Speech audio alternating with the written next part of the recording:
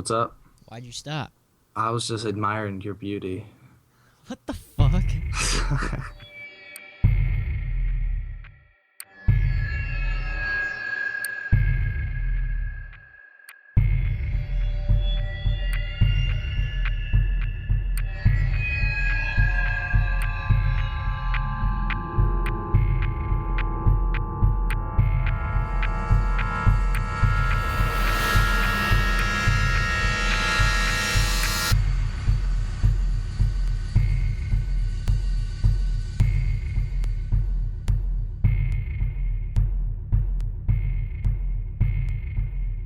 What's up, guys? Welcome to the Mind Movers podcast.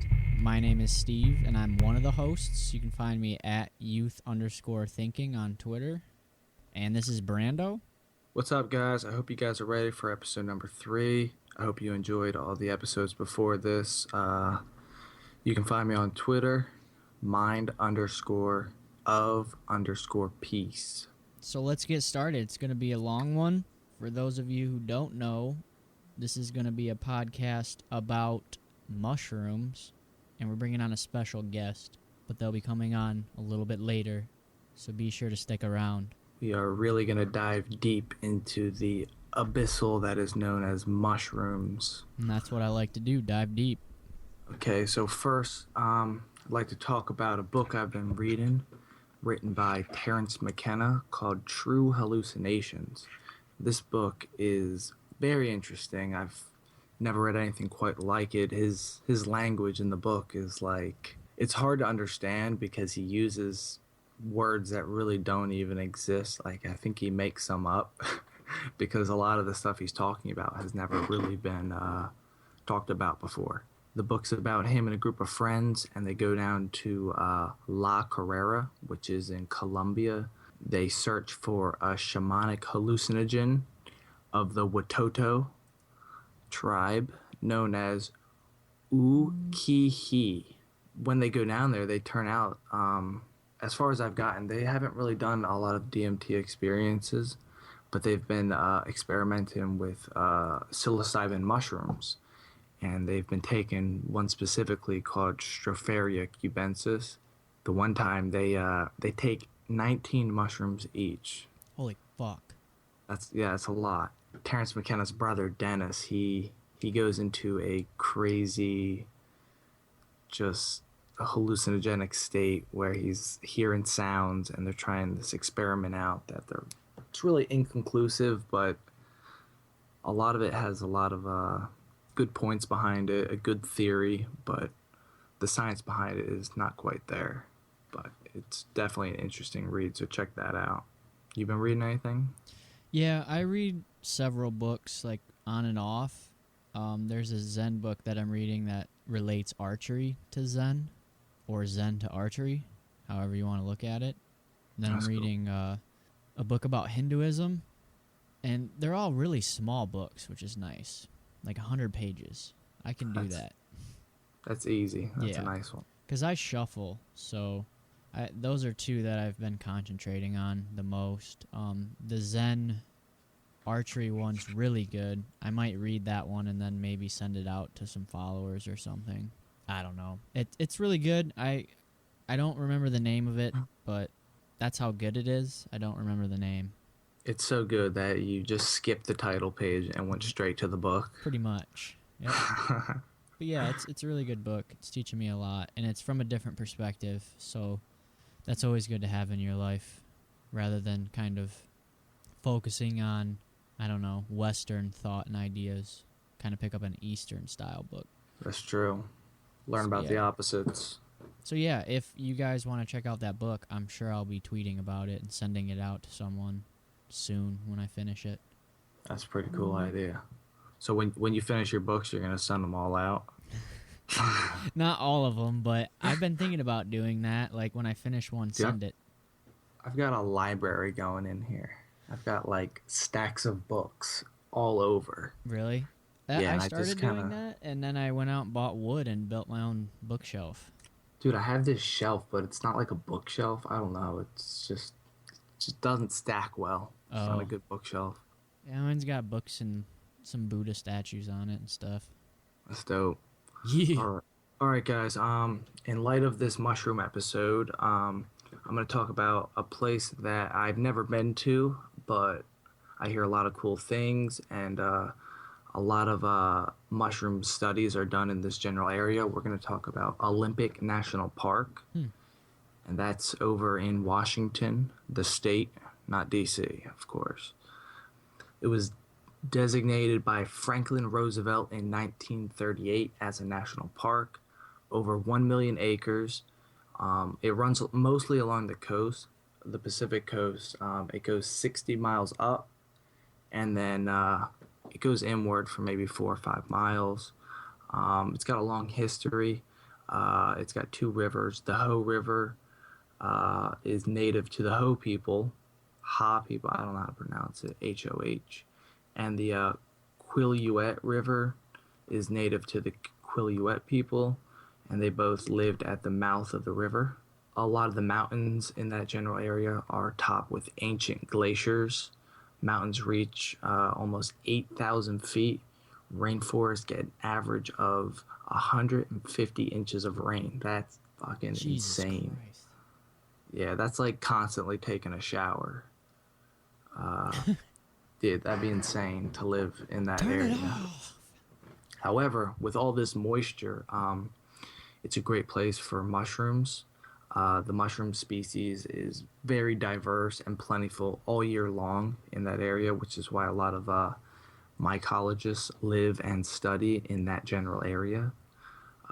Evergreens are painted with moss and fungi. It's a beautiful place. You can see animals like black bears, mule deer, Roosevelt elk, mountain goats, cougars, and other species.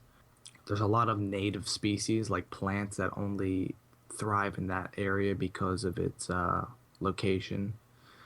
It's good for backpacking trips. You can take like a multi-day forest trip, or you can like backpack along the coastline. That seems badass. Just set up camp right there on the beach.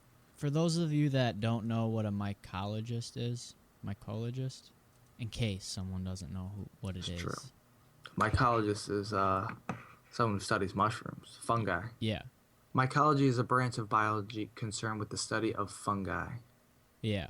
So a mycologist has been around the block for sure. So yeah, you should check out Olympic National Park in Washington if you've never taken a trip there. Put it on the list because it's pretty fucking epic. The one cool thing about that place I forgot to mention, there's no roads inside the park. There's only roads that lead you to the outer edge of the park. So if you want to see in the middle of the park, you literally have to hike. So it's pretty awesome. Wow. That sounds pretty sweet. Yeah, so like you know how like you go to a lot of national parks and there's roads everywhere. You can drive to the top of the mountains. I don't want to hear that engine shit in the mountains. Also, in light of the mushroom episode, instead of doing herb of the week, we will be doing medicinal mushroom of the week.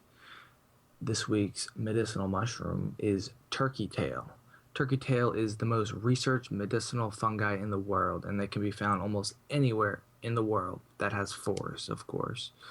When eaten raw, they taste leathery, kind of chewy. Like I had one the other day. It almost tastes like you're chewing on paper. It's kind of tasteless though. Most people grind it into a powder and they'll use it for tea or they'll sprinkle it on their food because, like I said, it's pretty much tasteless. So you can add it to your food and not even taste it. But the optimal effectiveness is by chewing it raw. It's an incredible immune enhancer. It's anti-cancer, antibiotic, antioxidant, anti-tumor, antiviral. It's a kidney and liver tonic. It's been used to help fight HIV, Asperger's, E. coli, and Candida infections. It's been the specific cancers it's been used to treat primarily is breast, cervical, gastric, leukemia, liver, and lung cancer. It's literally one of the most important mushrooms on the planet because of its medicinal abilities, especially with its immune enhancing, because that will allow you to be able to fight almost anything that's wrong with your body internally. If you're interested in mushrooms, you can also check out these other books that have blown my mind and completely opened me up to the mushroom world. Mycelium Running, which is by Paul Stamets, he's like the expert in mushrooms. This guy knows everything. That book is mind blowing. It's more of a textbook. I'm like 2/3 into it because every page I read is so mind blowing that I just have to sit there and think it over. If you're trying to learn how to identify mushrooms in the wild, I would recommend National Audubon Guide to North American Mushrooms. Another book to grow them would be Growing Medicinal and Gourmet Mushrooms by Paul Stamets. True Hallucinations or Food of the Gods if you're into the more psychedelic aspect of the psilocybin mushrooms, and those are both by Terence McKenna. All right, and today's special guest is Justin. You can find him on Twitter at fungi tryptamine. You want to spell Hey that? guys, what's going on? It's Justin. I'm the mushroom god currently, and as Amanita said, you can find me on Twitter at fungi tryptamine. Let's talk about some mushrooms. And for those that can't, figure out how to spell that or anything, I'm gonna have it in the description so you can just click on it. It won't be a big deal. Yeah. It's a complex word. It's a very complex. It is complex. I chose it because psilocybin is actually like in the tryptamine family. It's that's correct. Yeah, it's a polymer of DMT. It's not quite the same, but it's like a cousin of it. You know what I mean? Yeah, they're closely related. It'll give you one hell of an experience too. Yeah, I've actually never taken it before because I'm new to this mushroom world. Oh, it will open your eyes, my friend. Yeah, I've started learning about mushrooms, I want to say like 6 months ago, and I'm talking about just mushrooms in general. And then I'd say maybe 3 months ago, I started learning more about psychedelic mushrooms. I haven't tried them yet, but I'm waiting for the right setting. I'd also like to try growing them myself before I dive into those. I definitely recommend doing that. I mean, if you can, I'd grow them in their natural habitat if possible because you'll get the best results. Indoors is complicated, and you really have to make sure that it's extremely sterile because it's so simple to get it contaminated. All you need is just a little speck of dust, or just anything. Yeah, that's what I've read. It's very technical when you grow mushrooms. If one minor thing goes wrong, the whole thing can go bad. And that's with any mushroom, not just psychedelics. That's all mushrooms. It's a very scientific process. It's organic, but it has to be sterilely grown. Yes. I attempted growing shiitake mushrooms, but I could not get them things to germinate at all.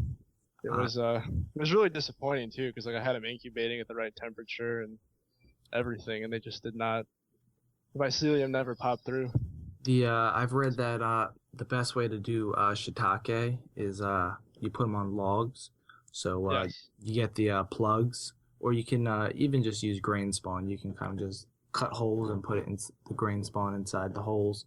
But you want to get like 3 to 4 foot logs, about a foot in diameter, and it'll take about 50 plugs. You drill holes in the logs, put your plugs in. For those of you listening, plugs are little wooden dowels, and what they do is they put mushroom mycelium being the roots of the mushroom, and they grow onto these plugs. So you take these plugs and you put them in the holes on these fresh logs. You don't want wet or old rotting logs because they're already infected with mushrooms and bacteria. So you want something that's nice and fresh. And put the logs in there, and about 9 months and you'll start seeing shiitake mushrooms. You can do it with a lot of other species too. Yes, and it is important that the substrates are fresh because, as you know, mushrooms are decomposers, and if you, like you said, if you have something that's already rotted, the results will be a lot worse because it already has its own decomposition going. And and the colonies of microorganisms in there will be, extremely different, from something that, was just cut off a tree or, was freshly prepared. I actually, when I attempted growing shiitake, like I had a grain spawn mixed with wood shavings. Yep. And I mean, like, I don't know why it didn't work. I was definitely disappointed by that one. I was like, man, these things did not pop through. Yeah, from what I've read, the best grain spawn is usually like brown rice. Most people use brown rice. Yes. I think it was a temperature issue, honestly, because those things like it a little colder than cubensis or oysters. Yeah, temperatures are very important. They have to be like exact, and each stage of the mushroom has to be grown at like a different temperature. Yes. So like when it's inoculating and first starting to sprout, it might be a certain temperature, but then later when it's fruiting, it might be higher or lower depending on the mushroom. Yes, depending on the mushroom. According to Stamens in the Mushroom Cultivator, he states that the general rule is that it's 5 to 10 degrees warmer in incubation phase, and then in fruiting phase it's generally 5 to 10 degrees cooler. And that's what initiates the mushroom actually. And the humidity too. Humidity levels must be lower. Yes, it's also a huge thing. Like, temperature and humidity must be lowered slightly to initiate fruiting. So, right. Yeah, it's definitely a process, and it's very interesting. It's different than growing plants. It's a lot, it's a lot more involved and technical, and you have to be a lot more conscious, of the environment and how clean it is, and just being sterile is hygiene. Very important. You have to be sterile. You have to wash your hands. You have to clean your surfaces. You have to keep the wind and dust as minimal as possible. Like even if a dog walks in the room, you might not feel it, but that dog walking in the room creates a small wind draft for dust. So it's very technical. And the dog's hair also most likely has contaminants on it. Bacteria. You want to have a fresh pair of clothes, if possible, a HEPA filter on the air vent in the room. You want a smaller room. You want to clean it, extremely well with bleach and water, or whatever you use to sanitize it. Let the air, after you clean it, you gotta let the air settle down in the room so everything's nice and still and ready for you to go in there. And the one thing about mushrooms is they like to compete almost for like territory. So yes, if you have like a petri dish and you're trying to grow one mushroom and you accidentally say you went outside and you came back inside and then you started to perform this experiment, well, by going outside you most likely got a spore, a mushroom spore. They're so tiny and microscopic, you probably got one on you, and if they fall into that petri dish, it'll start to grow and they'll compete for territory. So like if you put two different species in one petri dish, they'll actually form a line in between it so you can tell where one is and the other is. It's pretty cool. Yeah, it is pretty cool. I actually have not tried that yet, but some mycelium I should say, they can actually mate. And I heard this from one of my friends. Like, yeah, I heard this, like, I met this old tripper, well, he wasn't really that old, he was just an old neighbor of mine, and he was talking to me about mushrooms one time, and he said, like, yeah, if you're going out into the cow fields and you're looking for them, and you find the cow pies and you find the mushrooms growing out of them, and you see those purple rings, like, also look for the mushrooms, around that area, because those will also be psychedelic mushrooms as well. I mean, yeah. And I didn't believe him at first. I was like, okay, man, like, sure, I'm not gonna poison myself, obviously. So, but I did read, like, in Paul Stamens' cultivation book, that certain kinds of mycelium actually will mate and they will produce other strains. So, wow. I mean, I don't remember how that's supposed to look, if it's the line or if it's more of a pure, a pure integration. Yeah, that's... But I have heard that works. So in the future, hopefully, I will be able to identify that. That's pretty mind-blowing. I've never even heard of that. That's awesome. Yeah, it's pretty interesting. Also, about the different forms of mycelium, right? How you have the rhizomorphic kind and the cottony kind. Like, you want to find the rhizomorphic type, the rope-looking kind, because those ones will fruit the best. And I will say that on the last batch that I grew, I had 2 extremely rhizomorphic cakes and 4 the more cottony types, and the rhizomorphic types fruited at least like 2 to 3 times more than the cottony ones did, and the mushrooms were stronger and they were a lot more healthy. What species were those? The rhizomorphic kind was Psilocybe cubensis, Treasure Coast strain, and the more cottony mycelium was also Psilocybe cubensis, but it was the Malabar Coast strain. Okay. I tried the Treasure Coast because that's a local favorite around this area in Florida. It was actually discovered here. Can you explain your growth parameters for the listeners? Yes, I don't believe this is the best because this is my first time trying it. Although it did work. I actually went to Walmart. Not a huge fan of Walmart. Only place that fit my budget for this project. But unfortunately. I went there and I purchased several plastic tote bins. I believe 2 were 66 liter. I bought a couple smaller ones for incubation. I bought one that was solid black and then another one that was clear.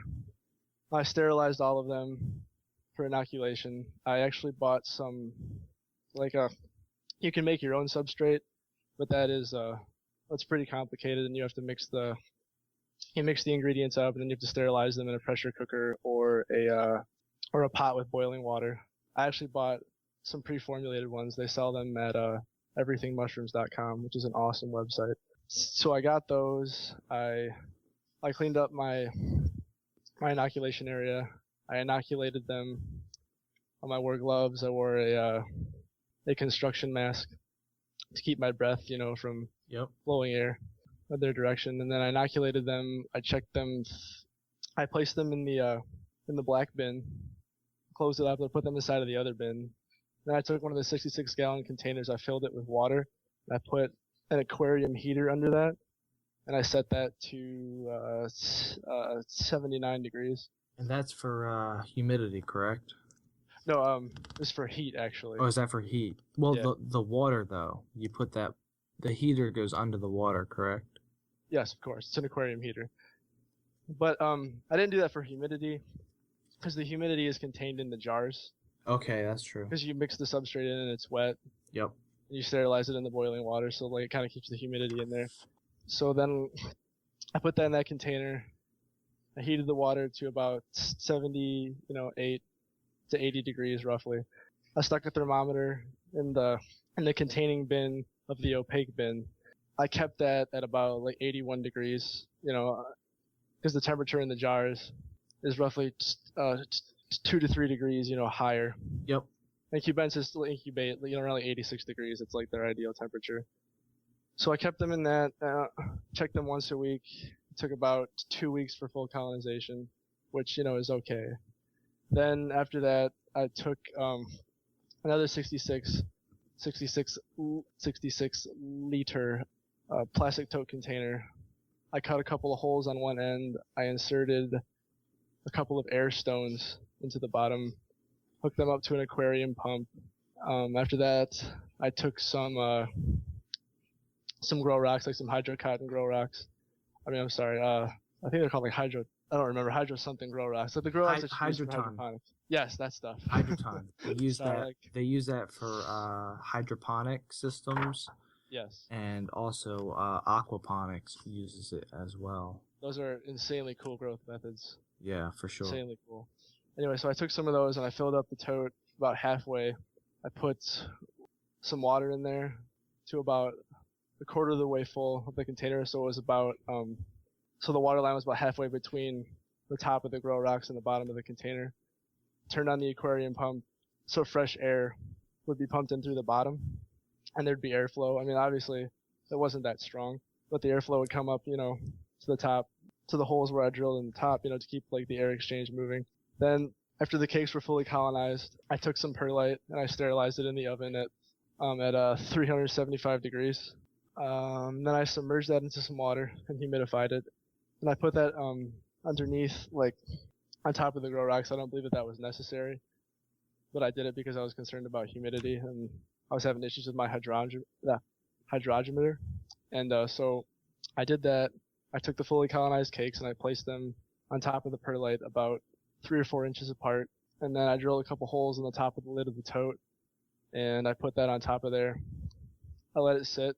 I think that actually I checked it too much because like I'd fan it a couple times a day. I'd take like the lid off and like I just make sure all the stagnant air was out of there. And in about 10, 11 days, I had the initiation of actual fruiting bodies. Like the pinheads came, and and like once like the pinheads form, like they just take off from there.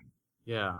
You can actually watch them grow too. It's actually crazy. Like you'll see them moving, and like it's really slow. You gotta sit there for a while, but like it's pretty crazy. That sounds intense because I know you were sharing pictures with that. Yeah, I was. Definitely was. However, I don't believe that they turned out as well as I wanted them to. Why is that? Because they weren't as potent or as obviously different strains will give you slightly different effects. The experiences that I had on those were not as good as experiences I've had on others.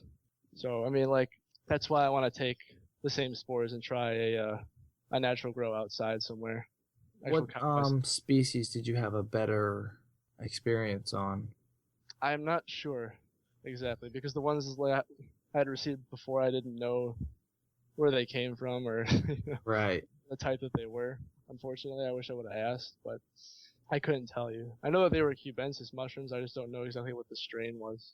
Okay, because I know cubensis, their percentage of psilocybin is signicantly less than psilocybin cyanesins. Is that how you say it? Yes. I know I've never had those before. The ones I had before were definitely cubensis. I don't know exactly what kind they were, though. Yeah, there's about a 20% difference between the two, and then that's big. yeah, and if you get the psilocybin azuricins, the percentage of psilocybin is 1.78. That's nearly triple cubensis. That's quite a jump there. That's much more potent. Yes, it is. For a cheap, if you have a small budget and you want a cheap grow method, like what I did definitely worked. I don't know. In the future, I would I'm hoping to make a better setup with higher quality, environments. And I actually found some really, really cool stuff online. There's a German website. I don't remember the exact name, but they sell. It's like a laboratory box. It's all glass. And you put your cakes or your substrate in there, and and you just observe it. It has a CO2 filter. Sorry, not filter. It has a fan and an air filtration system, and it's really cool. I don't remember the name of the website off my hand, but it's $1,000. Wow, yeah, that's up there. But it sounds epic. It was. I'll send you the link if I can find it. Send me that link. I want to check that out. For those of you listening, if you're interested in what this dude's talking about, which is how to grow your own psychedelic mushrooms, you can visit a website called shroomery.com, I believe. Right. So, is it .com or .org? I don't know. If you go on their website and you search grow logs, people will post pictures of their how to grow it, and they'll put a picture of a step-by-step, how to do it. And it's pretty cool to watch the progress take place. Once again, I'll repeat, being sterile is super important from what I've read. There's a lot of steps, as you heard. A lot of them are minor. A lot of them are minor steps. Once you get all the tools that you need, it's really just a matter of investing the time and having the space to do it. I will say, when you're tripping on mushrooms, especially if it's your first time, it's really, really, really important that you have an environment that's conducive to you being very open and extremely vulnerable. It's, I know a lot of people perpetuate it, as something really, really awesome, and it is really awesome. You'll have, incredible spiritual experiences, and it will change your entire life, or your outlook on things, at least. It's just, it's extremely powerful. And, it needs to be approached with caution. I know that I've definitely had experiences where I've been to the edge of existence, really. It's quite an indescribably powerful thing. Yeah, that sounds scary, yet mind-blowing at the same time. Well, it is. It just opens your eyes to the paradox of life. Really, because it is so beautiful, but it is so terrifying at the same time, like my best experience, well, actually all my experiences were pretty damn, awesome, even the shitty ones. But like, I wrote this down like after the one that kind of like, really broke me through, and like opened my mind up. And Right. I just like to read this real quick, and then I'll expound upon it in further detail. All right, go ahead. I entitled this "The Edge of Existence." I'm beginning. I will be fragmenting this trip report. As I ponder the voyage, it will become more and more fleshed out. I remember beginning the climb very steadily, with noticeable anxiety and jitters. The visuals became apparent in much greater detail as time went on. It was 8 days since my last dosage of 4.6 grams. Much stronger trip than usual. Ingested on an empty stomach. Endured terrifying moments of psychotic thought. Though conscious of my actions. Anxiety rose to an intense level. Almost called an ambulance. Visuals became incredibly intense and overwhelming. The vibrational patterns previously seen had become much more geometrical, shifting fluidly between shapes. Triangles were common, as were great, intricate circles of weaving threads. Feelings of terror set in as my reality was shattered. I began to heave as if to puke. I couldn't go inside the house for about 30 minutes. Something was disgusting in there. The plants and trees outside took on intricate patterns of their own. The vibrant organic textures appeared softly and steadily. The branches of the oak tree in my backyard formed into claw-like geometrics, opening and closing, as if they were reaching to grab me. My wife comforted me through the pain. The trip was showing me something. I felt as if my soul and spirit were becoming fluid and rearranging as the patterns were before me. It was overwhelming, a near loss of control of my existence. Watching the world reconstruct and collapse infinitely around me, it felt like dying. Yet I was transfixed at the breathtaking dimension before me, a state of beautiful panic, terrifying beauty indeed. The realization of chaos and both of the magnetic fields it possesses, constantly in motion yet perfectly working out the universe, perfectly working it by meticulous design. I lost track of my immediate circumstances. My wife was absolutely instrumental to this journey. She comforted me and led me back inside. She led me to safety in a warm shower. It was here that the psychotic anxiety became psychotic euphoria, so intense and absolutely transcendent. The visuals remained strong. The patterns became much more like the water that was flowing over my body, although it turned rainbow and it splashed along the walls. I began laughing like a madman, unable to communicate his vision, though desperately wanting to. It was here that the paradoxical dimension manifested its truth. The patterns turned into thought loops and extreme strobing. I realized how it felt to be on top of a mountain, and in my warm shower at the same time. I felt as if I met God, and I thought as though I was God at the same time. I was experiencing this shower, but I was also watching it happen. My mind then completely fragmented and split into thousands of windows, each filled with memories and thoughts. I closed my eyes and became extremely sensitive to the panes of glass I was looking at. I couldn't tell exactly where I was in time or what had occurred outside of my perception. Time became utterly meaningless, and I saw the infinite connection of all matter and space in a cohesive line of mirrors.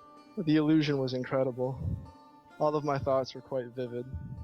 To expand on this, when I closed my eyes, I saw a vision of a human brain. I assumed it was my brain, I don't know why, but I was looking at it, and it exploded. It literally just fragmented and exploded into all these windows, and inside each of the windows was a thought or a memory of mine. It was I saw moments from my past, I saw moments, from my current present, I saw moments from my childhood. I saw things that had not happened except they maybe could happen. And it was just incredibly real and detailed, and they all just would bubble into this, almost like a pot of boiling water, and just these bubbles, and it was very, very overwhelming. But what I took away from it is when you're tripping like that, there's almost a death phase where when you come up and it starts to really take hold of you, you feel like you're dying. It's like your mind is being just cracked into. It's like you have a shell, and that shell is just being shattered by this, extremely, extremely powerful force.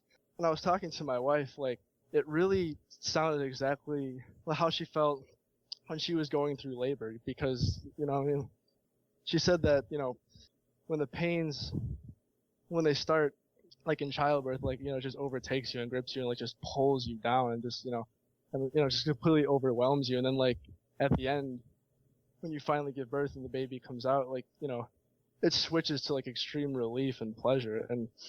And basically what I concluded is that like when you're tripping real hard and you're going through this intense journey and you're seeing all these beautiful things and your pineal gland, opens and your imagination just completely takes off. It's almost like you're being reborn in a way. And what you can take from it is that you can change. You can become a different person if you want. All the problems that you have, are only there because you've accepted them. And they're there because you won't let go of them. And, I really will liken it to a religious experience. It literally feels like you've been reborn at the end of it. And you come down, everything's still the same, you're still the same person, obviously, but, the experience is just, it's so powerful. It really is. It's not something that, that it's just like, hey, I'm going over, to a friend's house, to trip. I guess some people do that, but it's more of like a shamanic thing, really. Like, it's a ceremony. You gotta have the right people around. You gotta be, in a place where you can be completely and totally honest about how you feel. So this experience is basically just completely changing your outlook on life from what I'm getting. Well, kind of. It's more like it just opens you up to the vibrational dimension around you. Like, you see what it's like in another dimension. I don't know if you're actually in that other dimension. It really feels like it when you're tripping, obviously. Mm-hmm. Or if it's just like a grand illusion, but it's like it just shows you that like nothing is solid. Everything is fluid and it's changing, and in this life that we live, nothing is permanent, everything changes. Like, you grow up, your friends come and go, you get different jobs, you meet new people, your body changes, your relatives change, like, as they get older, and yet they're the same people, but they're different. And, and it really opens you up to like the fact that it's not like good or evil, it's good and evil, it's light and darkness. Okay, so what I'm getting from your amazing mushroom experience that you've been beautifully explaining for me and the listeners, when you take mushrooms, you can either get a good experience or a bad experience. However, no matter what experience you get, it's always holds value. Yes. So it's kind of like flipping a coin. You can get heads or tails. However, that coin still holds value. Oh, yes, most definitely. I've had, and the dosage has a lot to do with it too. I really enjoy lower doses, under 3 grams and 1.5 grams. You'll have a wonderful time. You'll have this great little glow. You'll be laughing and things will look just, completely surreal. And then at higher doses, obviously, it gets more intense. But, the experience I just described was just one where, if you want to call it the yin and yang, with the positive and negative, or, Yeah, the yin and yang of mushroom experiences. Yes, well, it was just clearly manifested there. Clearly, I've had experiences like one of the more recent ones I had. It was terrible. It was like I was in a mental prison. Like, I had a chain, I had a weight on my neck almost. I felt like I was a ghost. That's scary. Oh, dude, it was freaky. Like, it was like I was a ghost. I couldn't I was able to interact with the physical world. I could talk, I could express myself, but I just had this wall of separation in front of me, and I just had this primal, just loathing, just this, this utter, just, it was like I was afraid and angry, except there was no, usually when you're afraid or angry, you have an object or a person or a situation or something that, to which those feelings are directed towards. Something you want to blame. Yes, but this time there was none of it. It was just a pure emotion, if you will. It was just the feeling of it. And, it's really, really, really confusing when you feel such a strong emotion and you have no idea why. And, that's why a lot of people, want to curl up and go into the fetal position because they don't know what to do. I mean, usually, like if you have an emotion like that and you want to deal with it in a healthy way, you have to rationalize through it. Mm-hmm. You have to logically take it. You got to break it down and say, okay, I mean, here's why I'm feeling this way. Obviously, it's not healthy. To entertain these types of thoughts and act on them. It's irrational. I'm not, I'm not a caveman. I'm not going to do something stupid.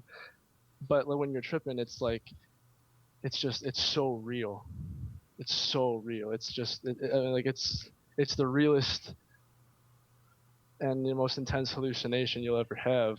I mean, I feel like I stick to natural psychedelics, but and then when you have a good experience, like your eyes are opened up to the wave potentiality, of the Yeah. vibrational dimension. You see like all the vibrations around you, really, and they're manifested in color and this beautiful sound. And I mean, like, I highly recommend some classical music while you're tripping. That is just, That sounds like a good time. oh my God, Uh, it's beautiful. Before It's you go just, any further, I would like to introduce to the listeners Johnny. He will be joining us.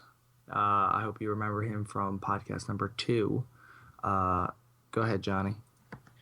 Hey, what's up, guys? This is Johnny. You can find me on Twitter at Astral Awakening. Welcome aboard, Johnny. Yeah, welcome aboard the mushroom train, man. Good to have you back. we are mushroom pirates in the sea of shroom. um, Johnny, have you ever done mushrooms? I've done shrooms a few times. The most I've ever taken was an eighth, and that was a bit much for me just because I don't take any prescription drugs or anything. The only thing that I do is smoke pot. Yep. So, Likewise, like, I bro. took an eighth. Yeah, I took an eighth, and like, I just like wanted to sleep. Like, I was like kind of negative, but it was a bit much for me. If I do 2 grams, then it'll be a good time. Like, I'll just be vibing heavy and like so connected to everything. Meditation is awesome. I haven't done it recently. It's been about 5 months since I've last done shrooms. Most of the time, they're good experiences. You just got to keep a positive aspect when you do them, because if you let negative thoughts engulf you, then you're gonna have a bad trip. What Right. what kind of experience do you have when you meditate on shrooms? It's just a really intense, like, fast relaxation. Like, normally it takes 5 to 7 minutes to get into like meditation really good, sober.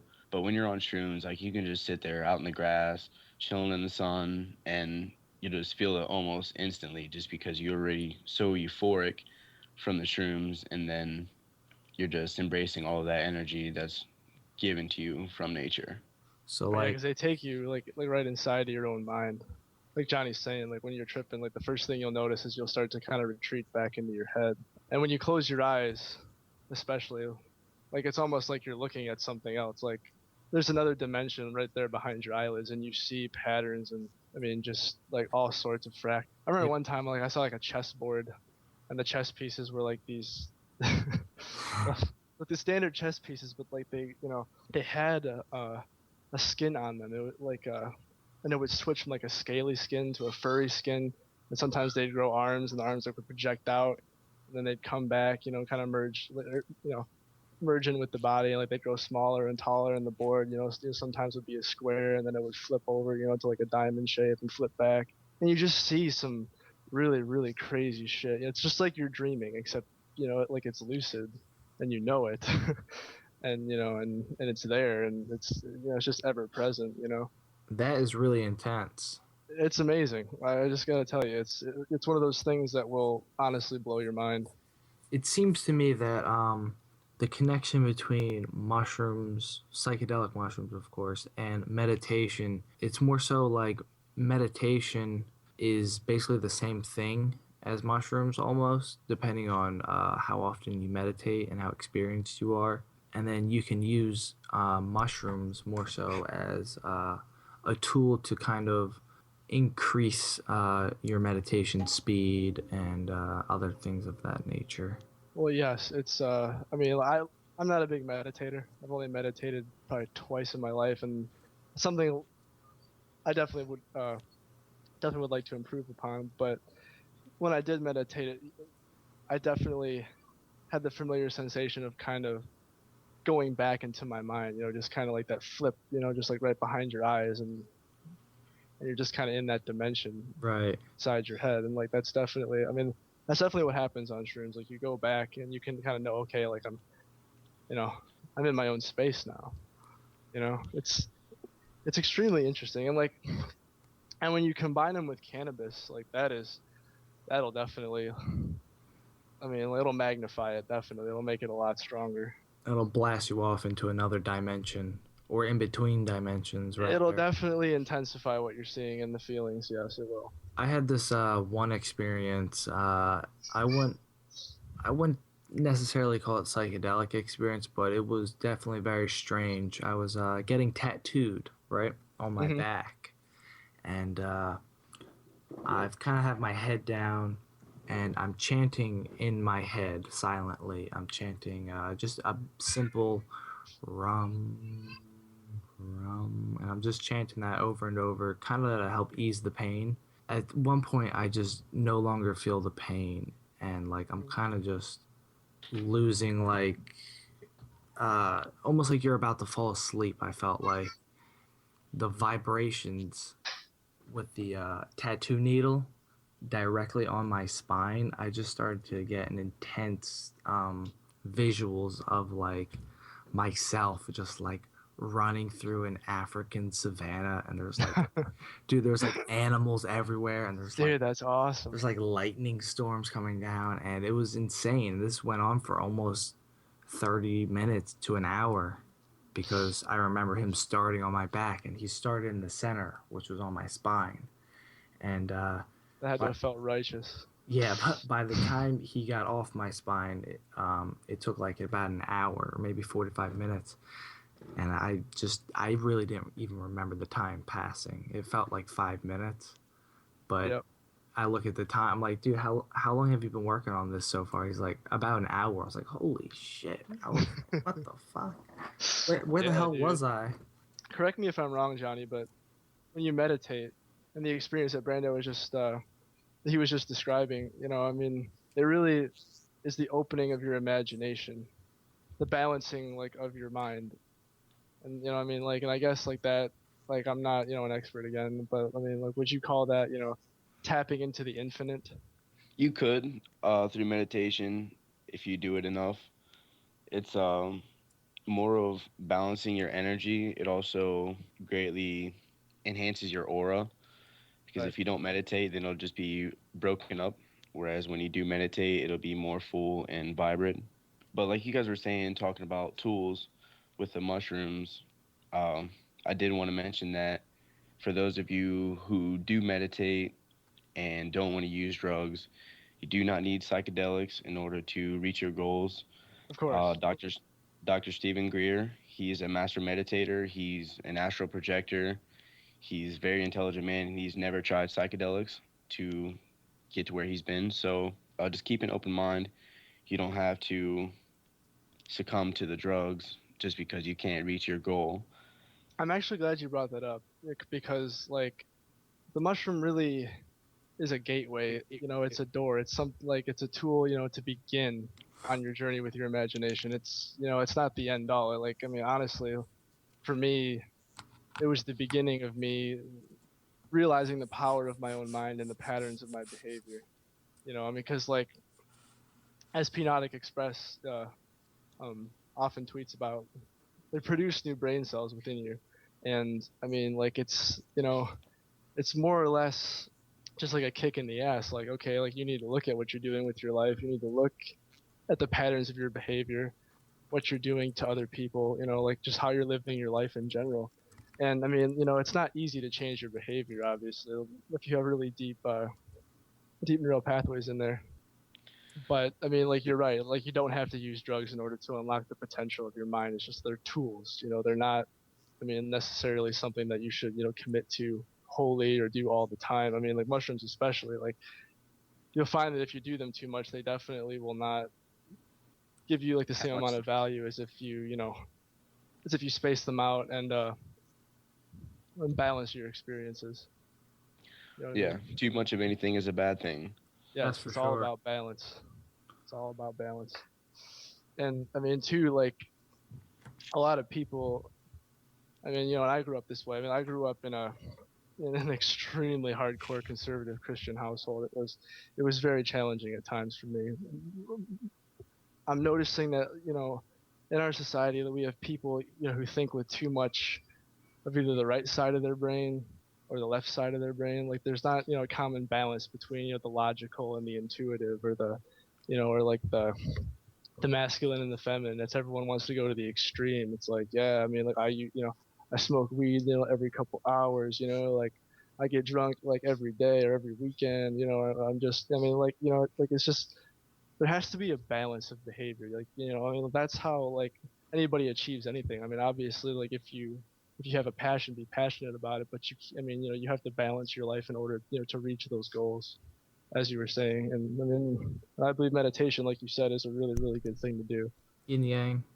Yeah, exactly. I was gonna say that meditation also really helps with people like myself because I spend majority of the day thinking about a lot of weird, like not weird, but larger than, you know, work and school thoughts. Larger And than life. yeah, That's so a I'm sitting. Backstreet Boy song. It's a good. Thanks for ruining my momentum over here, bro. Oh, dude, preach. Go on, preach. So yeah, I have, you know, thoughts racing all the time, and a lot of people might not understand that, but I'm sure there's some that do. It's hard to turn them off and focus on things like school or work when I constantly want to think about those thoughts. Meditation kind of helps with turning off those thoughts. So after meditating for about 15 minutes, I feel completely refreshed. My mind feels sharper, and you also kind of learn where that button is to turn those thoughts off when you need to. If I'm turning off my thoughts, it's not so much spiritual as like I'm trying to learn more about myself, or I'm trying to astral project, things like that. It's more of a, I don't know, just a something that everyone could probably use in their Yeah, I know lives. exactly what you're talking about because I have the exact problem as you. I will think about the craziest stuff and I'll really think in depth about it, and sometimes I can never stop thinking. I will think and think and think. I'll stay up all night thinking. But I notice if I meditate, or even if I listen to music, I can escape those thoughts and kind of just calm down and kind of refocus my mind and relax. Meditating is almost like a relaxing button.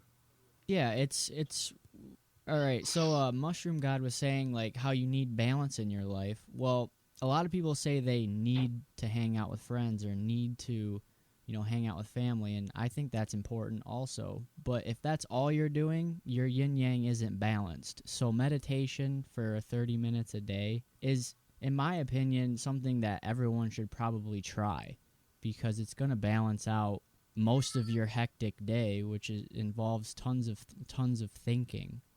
And I guess that's what I found from meditation was if I'm getting anything out of it, it's definitely relaxation for my mind.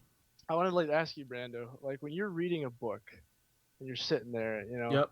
you're taking in the information, you know, it's going right past your eyes, you know, into the neocortex of your brain, and you know, and the images, or you know, or like the processes that you're running in there, like, and you find that like you're just so into this book, and you're just, you know, you're reading it, and the focus is just right there. Do you find that, you know, it's almost like a therapeutic practice because, you know, it's able to focus your mind on one thing, and you kind of like Well, yeah, for sure. I drown out think the it room is. around you? When you read, all right, so when you meditate, what most people say you should be doing is you should be focusing on your breath and Yeah. kind of just putting your mind all on that breath. Instead of meditating and focusing on your breath, you can focus your mind perhaps on something different. So if you're reading a book, you can focus your mind on that book and just lose yourself in that book, and like everything around you, just you're numb to everything around you and you're Yes. reading that book. You're just in that book. That's it.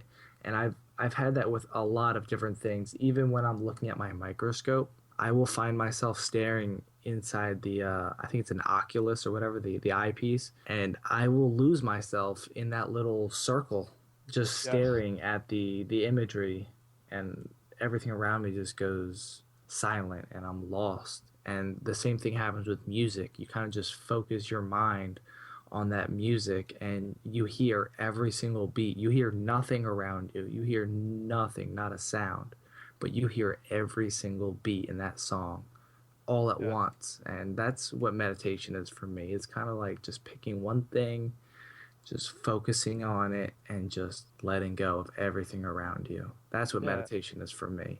I would say that that's pretty accurate. I mean, it's a matter of focus. That's Yeah. how you're able, to go inside of your mind and go inside, of these astral dimensions, that John talks about. I mean, it's just a matter of focus, because that is, in my opinion, the greatest quality of the human mind is that it can focus. And when it focuses, it starts working, and those programs go, and those neurons connect, and you get, all these solutions, and these things just kind of flow into you, Hmm. and you're, like it's really hard to describe. I mean, consciousness. I mean, like, it's yours and it's not yours. Terence And McKenna describes it best. yeah, dude, I love his lectures. I mean, like, I still have to read his books, but his lectures definitely are wonderful things to listen to.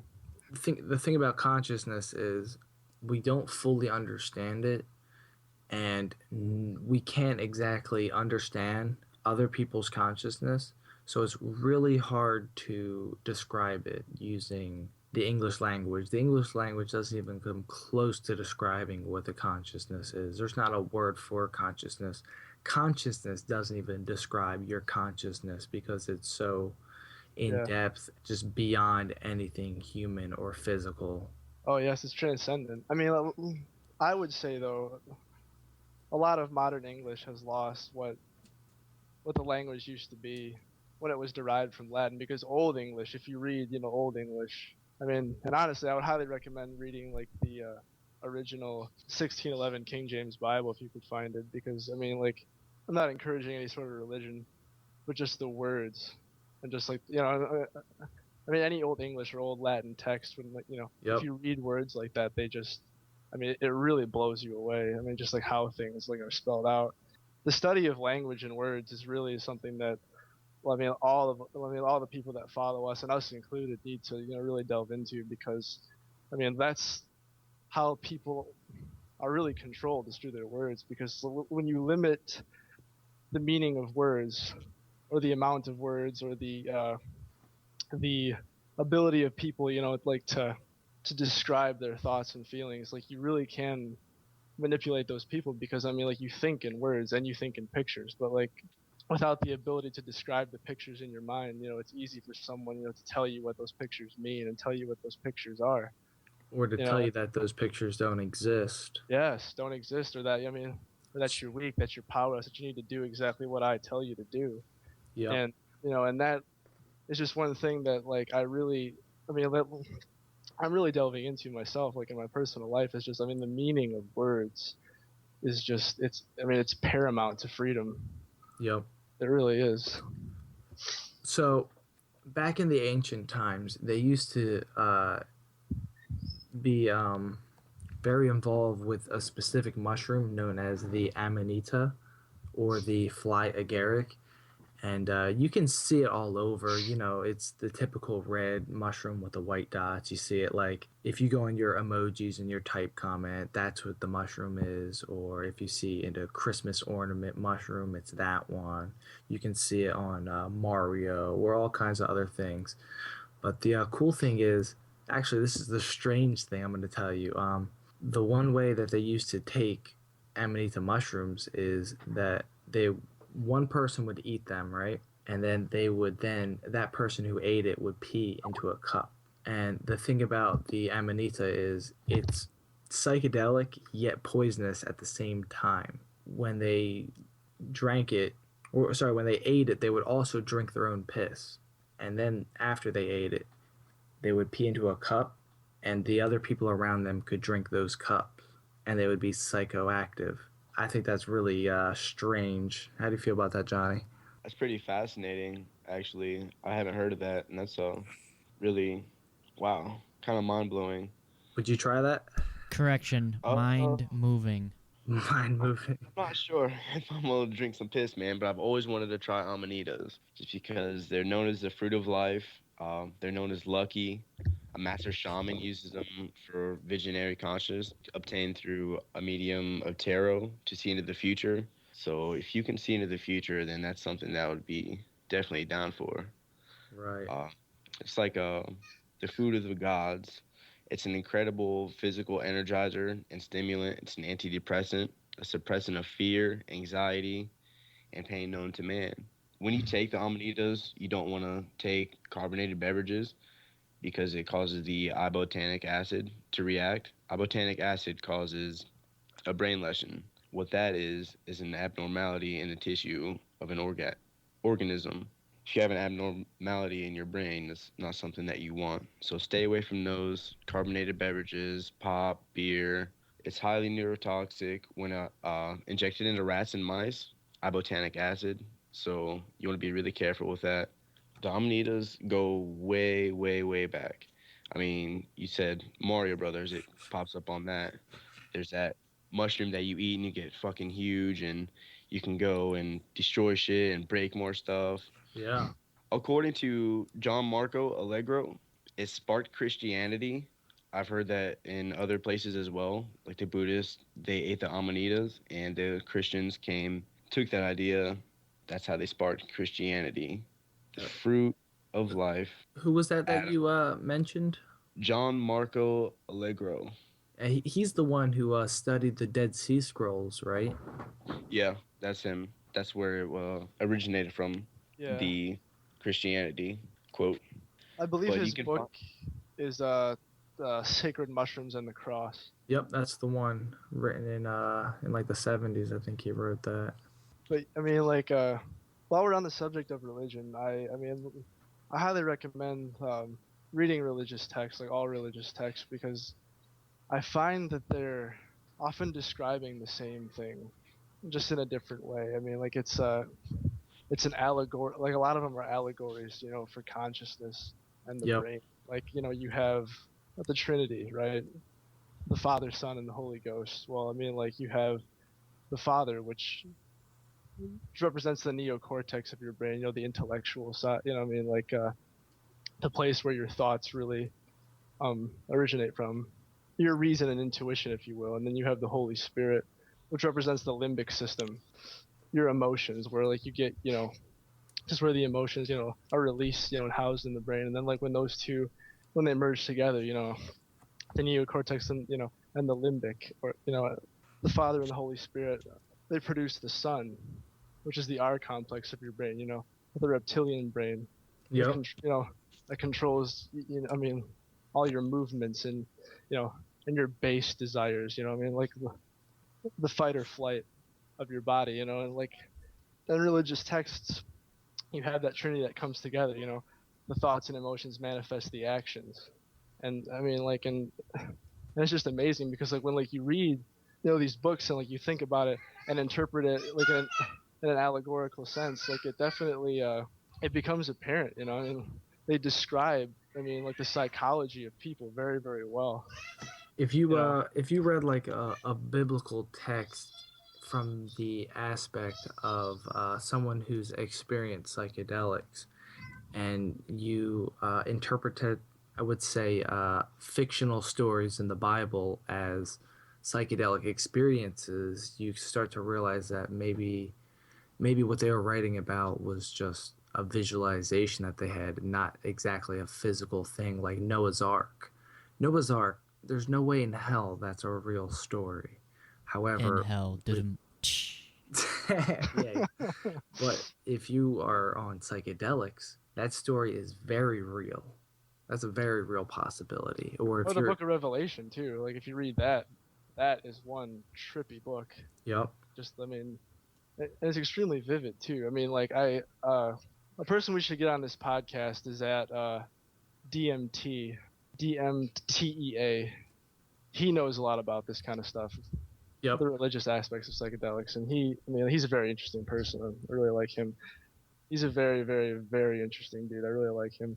But I mean, like, yeah, like I just feel like a lot of these texts, a lot of old literature is really devalued these days. I mean, the truth is like a giant jigsaw puzzle, and its pieces are hidden everywhere in plain sight, in things that you wouldn't necessarily think that it's in.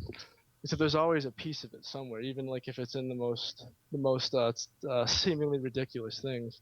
And I mean, when you read the book of Genesis, it opens up, and God said, "Let there be light," and that's the first thing that has to happen in your mind. You have to be illuminated. You have to initiate your spiritual journey. Like you have to have your eye open to it. Mm-hmm. There's so much symbolism. It really is mind blowing when you really get down to it and you start to pick it apart, and I find lots of value in it.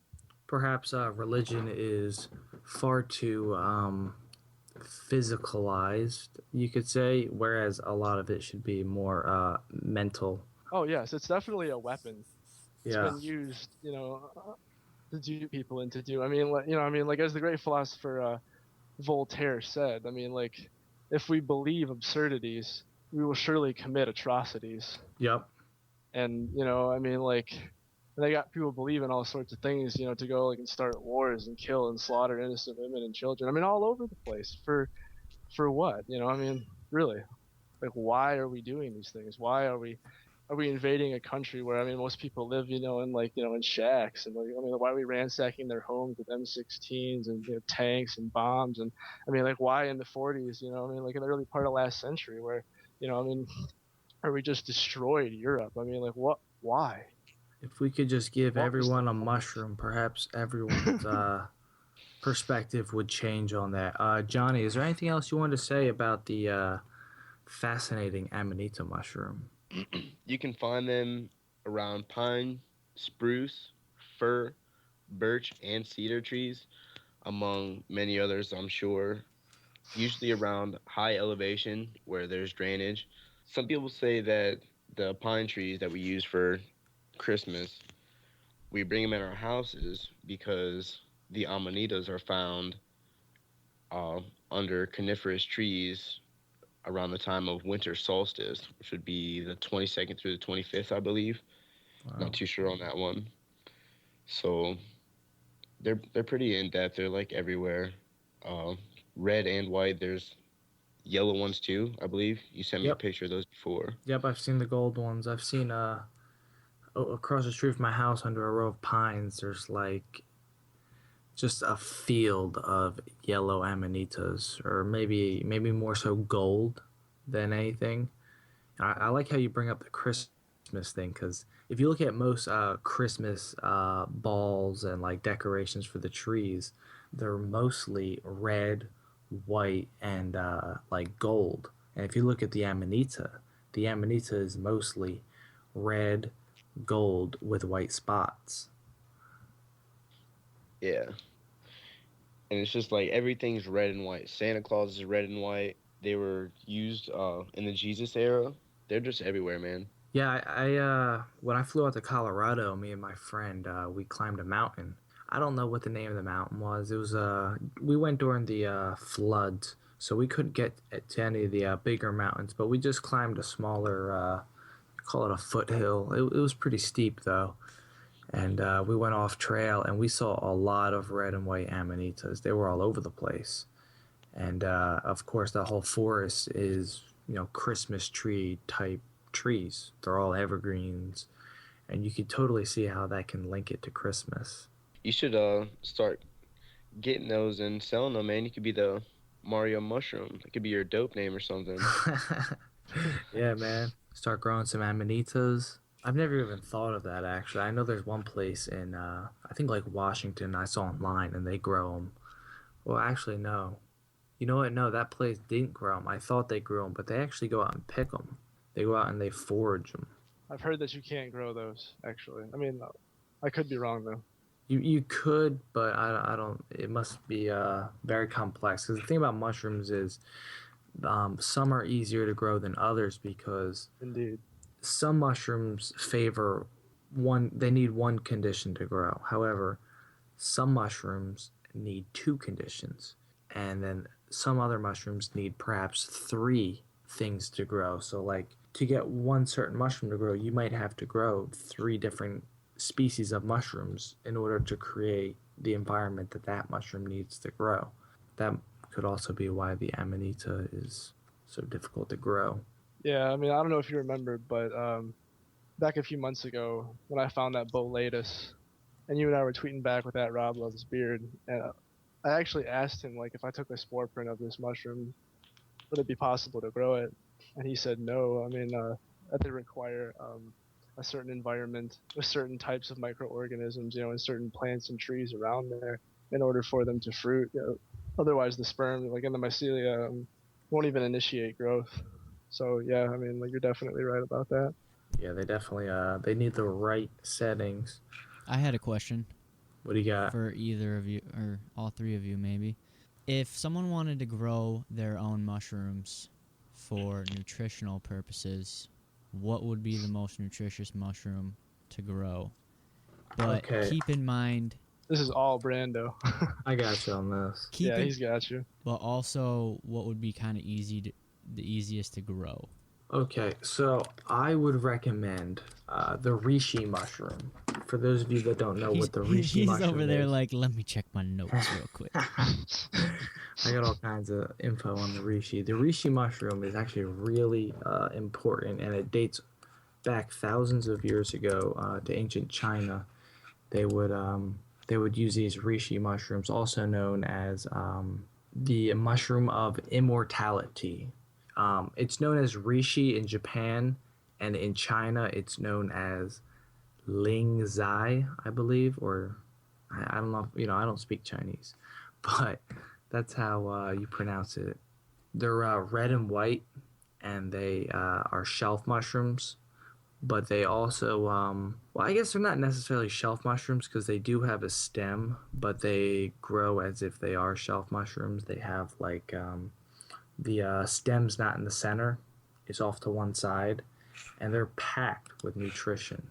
They can be taken to cure cancer. That's what they've been using them for in China. Hold on one sec. I have more information on these. Types in google.com. No, I actually wrote something on this stuff. Okay, yeah, here's the notes. Lingzai, as they're pronounced in China, are anti-tumor, anti-cancer, and they also increase your immune system, just like the turkey tail. So if you combined Lingzai and the turkey tail, you would never get cancer in your life. Your immune system would be so powerful that anything that you ever encountered would just be punched in the face. The other thing about the Lingzai is they have really, really strong mycelium, mycelium being the roots.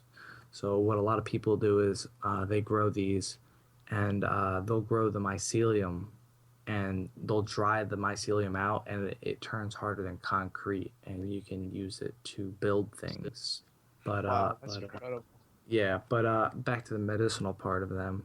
If someone were to want to grow these, you could simply just acquire a few logs, freshly cut, about 3 to 4 feet.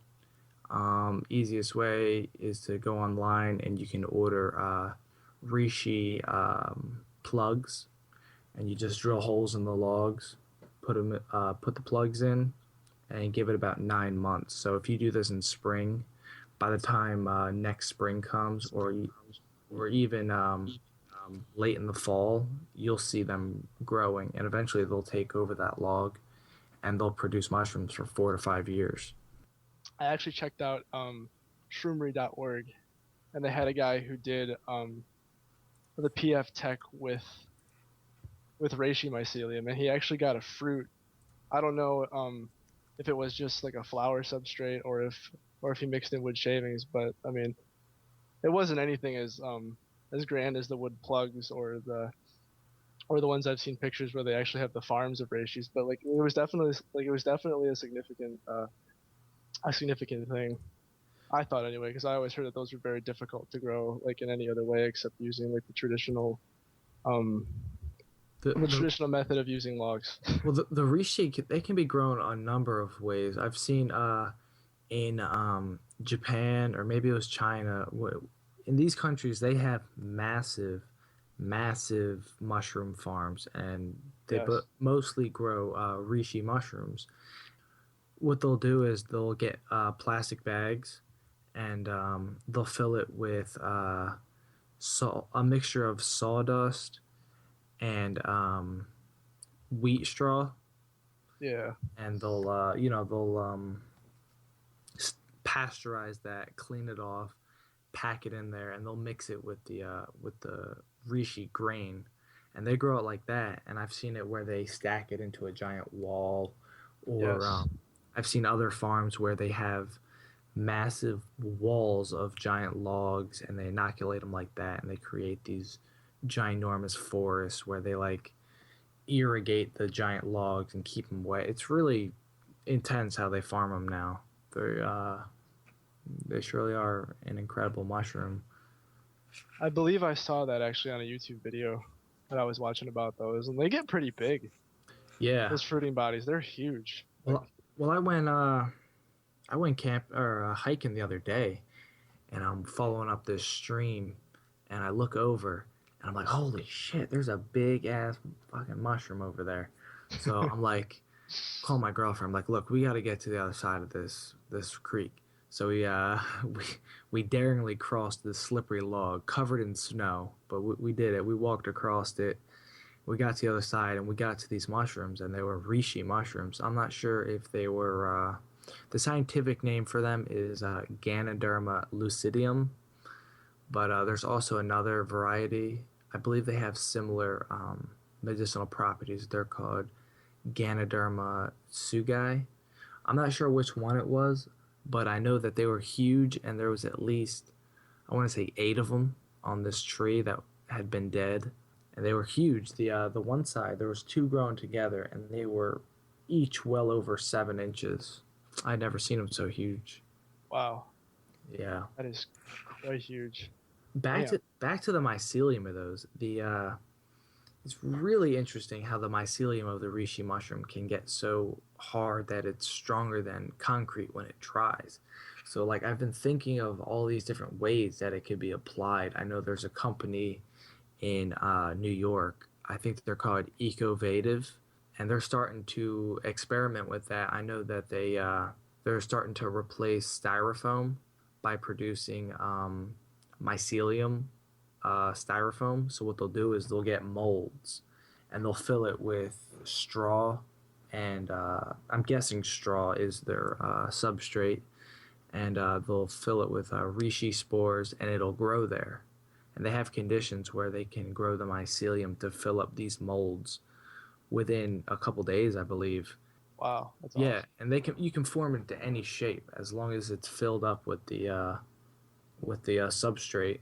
So they did one thing where they made like a small house. So they filled up a shape as if it was like a wall, and the mycelium just took over completely. That's And amazing, dude. yeah, I thought that was pretty awesome because it filled up the whole wall. They went right, left, and they put some other stuff on it. It's truly amazing. So I was thinking, well, how else can we use this? Because it's cool that you're going to replace styrofoam. I get that. That's an awesome idea. But why stop there? There's so much more that you can use it for. I saw one thing where they molded it into these bricks, and they built like a little archway. And then I seen another one where they molded it into larger bricks, like interlocking bricks, and they made a ginormous wall out of it. It was really incredible. So I Oh, think, that sounds awesome. well, yeah, man, I think you could use it to like replace like pavers. So I'm a landscaper, so sometimes I'll do like a paving job, which is like a sidewalk, with the bricks. I Yeah. think it would be really cool if you could replace those pavers and bricks with mushroom mycelium. It'd be much more eco-friendly, I think. Yeah. That's a really good idea. Actually. Yeah, I mean, I think it's a great idea, and you could even like, if you could come up with a simple way to do it, people could even do that right in their own home. You could make your own bricks at home. Dude, having a mushroom house completely made out of hardened mycelium. Yeah, that's what Sign me Ecovative up, man. that's what Ecovative did. It's basically like a small shed, but it looked nice. I would live in it. Dude, that's awesome. Mushroom mycelium is non-toxic. It's fireproof, mold and water resistant, and it traps in more heat than fiberglass insulation. So if that was used for housing, it would be one solid fucking house. Especially if you combine that with like hemp concrete or something like that. Yeah, hempcrete, whatever. Yeah, hempcrete. You'd have like an invincible house made out of all eco-friendly. Well, you gave me an idea, actually. I don't know if you've ever heard of a company called, I believe the name is Earthship. No, I haven't heard of them. Or go to Google, type in Earthship. It's this company. They make completely self-sustaining homes where they take like recycled tires and glass bottles and things of that nature, and they build the foundation of like the framework of the house out of tires. Oh, I have seen this. Yeah. Yeah, and they put like adobe around it, or some kind of hardened material. Like, and then they have like solar panels for electricity. It has like a septic system that recycles in itself and all that, and like places where you can grow your own food. It's like completely off the grid home. So if we took that idea and combined it with the idea, like of making like bricks, or like a structural Well, yeah. framework out of mycelium, like, I mean, that'd be amazing. I've seen pictures of one being built actually, and they used the rubber tires for the walls and stuff. Yeah. And that's good and all because they're recycling like the rubber. But if we could just steer away from rubber altogether, and they could replace that rubber wall that they built with mycelium, that would be insane. That would be insane. I know the logic like behind like the rubber, is that like it absorbs the heat. Yep. It keeps it warmer. But yeah, dude, like, I mean, that'd be so cool living in a mycelium house. Yeah, it would truly be a mushroom house. I think the mycelium would compete very well with the absorbent rate of the rubber tires. Well, yeah, dude. Like, I mean, like, that would definitely be something worthy of testing. It'd be cool if you built the mushroom house in the shape of a mushroom. Yeah. We could paint it red. We could put white spots on there. Mario on top, and exactly. Princess Peach and Bowser on the other side. Have you guys heard of the mushroom that they discovered that eats plastic? I was actually gonna talk about that. Yeah, I have heard about that.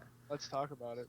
In the ocean, you know how there's all this plastic out there? Well, they're starting to notice, I think it was off like the coast of Iceland or Greenland, that some of the plastic pollution that they found in the water is being deteriorated by mushrooms. This entire universe is made up of the same components, I mean, like Legos almost. Like, we have atoms and everything's made up of that. Everything's in a fluid state. So, like, it makes sense that, I mean, like, everything technically could be broken down and recycled in some way. Yeah, that would make a lot of sense. Well, no matter how fucking terrible we make this planet, the cool thing is mushrooms have a way of evolving and adapting much faster than humans. They're so far ahead of our evolution that they can adapt to break down almost anything. So, like, yes, Paul Stamets was doing a test with a bunch of scientists, and they were trying to figure a way how to get a specific mushroom to break down like a biochemical, like in the case of chemical warfare. And they found that by like literally training this mushroom, they got it to break down whichever toxin that they trained it to. It was amazing. But that is amazing. Yeah, back to that plastic thing. The mushroom, I didn't find the one in the ocean. However, there's a mushroom in Ecuador, in the Ecuadorian rainforest. They say it's the first fungus species to be able to survive exclusively on polyurethane, and more importantly, able to do so in anaerobic conditions. Basically, no oxygen. Yeah, no oxygen. So this thing could deteriorate landfills if need be. The name of it, I don't know if I'm going to pronounce this right, but it's the Pestalatiopsis microspora. It's really beautiful, actually. I kind of feel like if we use these mushrooms to eat all the plastic, we'll have more problems come about from Why it. so? I don't know, but every time you try to do something like that, more problems will come from that In effort. in some ways, yeah, I see what you're saying. His intuition is leading him. But the thing is I think those mushrooms have a purpose of eating plastics, because I'm a firm believer that if the earth wants to get rid of us, it will. And then it's kind of cool because people used to say, when humans leave, there's going to be nothing left but plastic. And maybe that's not true. Maybe the earth has a way to get rid of that also. Not necessarily get rid of it, but decompose it and turn it into something else. Well, yeah, the cool thing about mushrooms is they're not just, they're not just like worms, like plant worms that just eat stuff and decompose it. What they do is they'll absorb, so they can absorb like a chemical, right? And they won't like decompose the entire chemical. What they'll do is they'll strip away the glue that holds that chemical together. So a chemical is like a bond of multiple elements. Usually, phosphorus is the element that glues it all together. So what a lot of mushrooms do is they absorb these chemicals and then they remove the phosphorus from these chemicals, and that just makes the entire bond connection of this chemical fall apart, and that falls into smaller chains that bacteria and insects and other microscopic organisms can then break down and recycle back into Earth. So that's how they do that. Yeah, that's awesome. I just got like a mental image, of like I don't know, in chemistry class if you ever did those what's the word, like the chemical models, like the double bond or Yep. the triple Yeah. bond. You take the elements, you put them together, like, and then you have to balance those equations. Where you had like the elements. Yeah. What's the word for it? Oh, it escapes me. You get like the foam balls and you stick Yeah. them together with the toothpick, right? Yeah, the toothpick or like the mushrooms are just pulling away that toothpick, and then all those balls, that chemical just is gone, and then other things can just eat the rest of it and decompose it. Yeah, I mean, like mushrooms really like the mycelium is what actually, they're what give like the trees and the plants their nutrients. They make the nutrients available to be absorbed. Yeah. For them. And I mean, like I remember hearing one time, actually, like, that mushroom mycelium is, it's almost like the central nervous system of Earth, like with the like like I ever heard someone, yeah, exactly. It's like the internet of the ground. It takes the information and makes it available, for the trees to absorb and then apply those nutrients. Paul Stamets said that. So this is by Paul Stamets, and you can find this quote in Mycelium Running. I believe that mycelium is the neurological network of nature, interlacing mosaics of mycelium-infused habitats with information-sharing membranes. These membranes are aware, react to change, and collectively have the long-term health of the host environment in mind. The mycelium stays in constant molecular communication with its environment, devising diverse enzymatic and chemical responses to complex challenges. These networks not only survive but sometimes expand to thousands of acres in size, achieving the greatest mass of any individual organism on this planet. That mycelium can spread enormous cellular mats across thousands of acres is a testimonial to a successful and versatile evolutionary strategy. And that's how he puts it. That's awesome. Yeah, so it truly is the internet of the world, of nature. That's so cool to think about. Yeah, it blew my mind when I read that. I kind of just like fell off the bed when I was reading that and had to take a break. Just like I gotta imagine this for a second. Yeah, I gotta rethink my entire life after reading that paragraph. Well, I mean, I mean, a lot of us hear the saying, "As above, so below." And like to know thyself, and like you will know the universe. And really, I mean, like I think of the Earth as a brain. It's just this gigantic, intelligent organism, floating in space, and we are like the cells inside of this brain, and like within us, we have our brains and our cells, like that cooperate and share information along the vast network, inside of our own minds, and then like that's we're microcosms inside of this macrocosm known as Earth.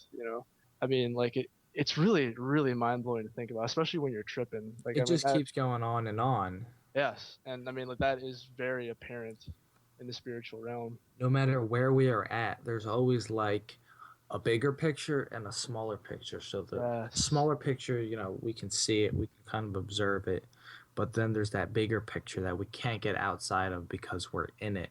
That's like the universe, and we're just like one piece of that puzzle. Yes, but I believe that you can get outside and view that picture. Maybe not in a literal sense, but like when like your mind is balanced and you achieve, that conscious state and you transcend. When you're tripping, you definitely transcend the physical world. It's a spiritual experience, and Yep. I mean, like, and you'll find out that the laws that govern your own mind are are mirrors of the laws that actually govern the greater universe. You know what I mean? Yep. I mean, it's very, very interesting. We should do a show about that. For sure, man. The one thing I like about mushrooms is the way that they completely control the entire environment that they have a grip of. So, you ever like walk into a forest and you see like tiny little trees and they're like getting no sun and they're right next to a big tree and you're like, how does that thing even grow? The way Mushrooms. exactly, the way that works is a mushroom will grow, right? And its mycelium will spread out and it will interlace in between the cell walls of plants and the plant cell walls, whatever you call them. They are then able to share the nutrients and energy and water and whatever else that they have. They can share that to any other tree connecting. So if they actually did a test where they put two trees in the sun, they put one in the shade, and these are all trees that favor the sun. They noticed that the one put in the shade was able to grow because it was connected by mycelium, and the mycelium was transferring extra energy from the suns and the plants to the plants in the shade. So it's kind of amazing to know that even mushrooms and plants share energy and nutrients, and they spread the wealth. Yes, So yes. I mean, it's the connective energy. I mean, like the internet, where you have computers that are connected and they're able to download shared data. I mean, obviously, it's much more crude than the natural expression, but yes, I mean, like it's a facilitator. And like I've also heard that, and I've read that when trees die, they actually take the nutrients that are left in them and they transfer them into the mycelial network, and then that, yeah, and everything around that feeds off that. It's not just the mushrooms yes, feeding off that dead tree. It's that dead tree is being colonized by the mushrooms in that area, and those mushrooms in that area are spreading them out to as far as that mycelial mat expands. It could be a couple acres. feet, it could be a couple of acres, it could be 100 yards. Who knows? But it's definitely important. So when things like logging take place, um, cutting down a tree, it's not good. However, if you leave that tree there, that tree breaks down. Those nutrients go back into the ground, and it starts all over again. It regrows. However, if you're cutting down trees, taking that lumber away, those nutrients aren't going back into the ground. So that area will never grow trees as big again because it's Yes, completely being depleted of its nutrients. because we broke the cycle of nature. Yeah, exactly. We Um, broke the natural law, in order to, create a house, or create a business that, eventually, because of the illusory qualities of human economics, will eventually collapse and be worth exactly. nothing. It's so funny how that works. It's like, I mean, like, We're completely destroying ourselves for nothing. We have everything, yet we yeah, keep destroying. exactly, because man wants to become God. Yeah. And that's the problem. I mean, because like everything is set in place to work a certain way. and we've been disconnected from like our mother and our father, I would say. I mean, we've chased these illusions. We call them money, we call them, success, economics. It's quite a sad comparison, to when you walk into a forest, like just this thriving, beautiful, symbiotic place, and you look at all the, the beautiful life, and you see it, and you're just like, how in the world is this so beautiful? And then you walk back into your house and stare at your computer at a picture of a tree, and you're like, this is ridiculous. This is, you know what I mean? Like, it's like, what are we doing? Why? Just why? Yeah, it's almost like the duty of humans is to try to live or exist without messing up what already is put in place as best you can. I think there's some tribes that have done that. I think the Indians did a really good job of that. Then we came along. So what are you guys talking about? I'm sorry, I had to let the dog in. Oh yeah. Oh, we went on to how these penguins in Antarctica found these shrooms and took them, and then they actually learned how to fly. And they found these giant metallic shrooms that actually were UFOs. Is that real? No, it's not real. Are you sure? Because, dude, it's real in my mind. We're actually at an hour and 50 minutes now. Wow, that's insane. Dude, I could keep talking, man. This is something I don't know, man. I love doing stuff like this. Mm-hmm. It's fun. I want to go into the cycle of evolution with mushrooms, because this is actually really fascinating. A lot of people don't know this. So, forest fires, for the most part, they only happen because specific mushrooms, what they'll do is, mushrooms control everything. They control the entire ecosphere. And if there's a certain tree that they don't like, as judgmental as that sounds, these mushrooms will attack the tree, and they will kill the tree, and they will dry it out.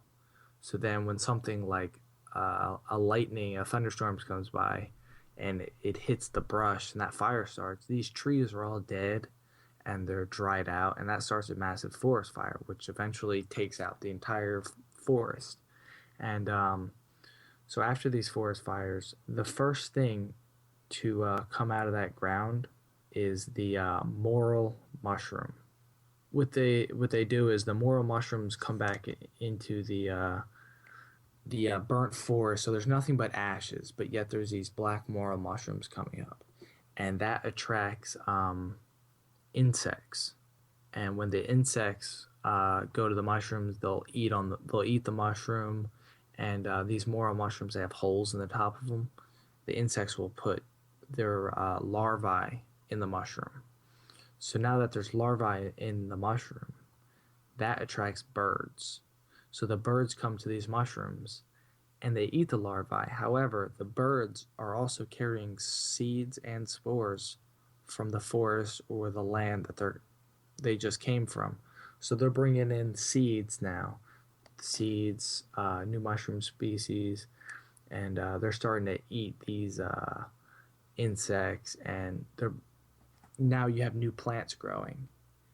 The new plants attract more insects and more animals, and that attracts even bigger animals, and that's how a new forest begins out of a forest fire.